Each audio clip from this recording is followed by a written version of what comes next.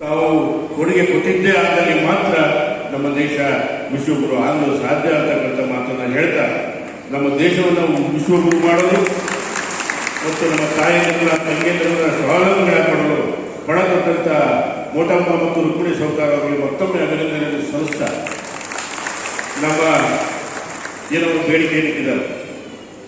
ಆ ಬೇಡಿಕೆಯನ್ನ ಮುಖ್ಯಮಂತ್ರಿಗಳು ತಗೊಂಡು ಹೋಗಿ ನಮ್ಮ ಹಿರಿಯರಾದ ಉಪಸಭಾಪತಿಗಳಾದ ರುದ್ರಪ್ಪ ಲಮಾಣಿ ಅವರ ನೇತೃತ್ವದಲ್ಲಿ ಮತ್ತು ಮೋಟಮ್ಮ ಅವರ ನೇತೃತ್ವದಲ್ಲಿ ನಾವೆಲ್ಲ ನಿಯೋಗ ಹೋಗಿ ಮುಖ್ಯಮಂತ್ರಿಗಳನ್ನ ಮತ್ತು ಕೋಆಪರೇಟಿವ್ ಮಿನಿಸ್ಟರ್ ಆದ ಸರ್ಕಾರಿ ಮಂತ್ರಿಗಳಾದಂಥ ರಾಜಣ್ಣ ಅವರು ಭೇಟಿಯಾಗಿ ಇದನ್ನು ಅನುಷ್ಠಾನ ತರುವಲ್ಲಿ ನಮ್ಮೆಲ್ಲರ ಪ್ರಯತ್ನ 5 ಜನ ಅಲ್ಲ 6 ಜನ ಅಂತ ಹೇಳ್ತೀನಿ ನಾನು. ಮುಂಬೈಯವರು ಕರ್ಕೊಂಡು ಹೋಗೋಣ, ಅವರು ಕರ್ಕೊಂಡು ಹೋಗಿ ಏನು ತಪ್ಪಿಲ್ಲ, ಅವರು ಕರ್ಕೊಂಡು ಹೋಗೋಣ ಅಂತ. ಅವರು ಕೂಡ ನಮ್ಮ ಜಿಲ್ಲೆಯ ಶಾಸಕರು ಆಗಿದ್ದರೂ ಈಗ ಸಂಸದರಾಗಿದ್ದಾರೆ.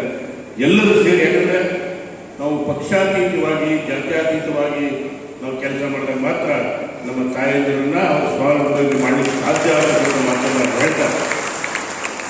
ಇನ್ನು ನಮ್ಮ ಸಂಸ್ಥೆ PKK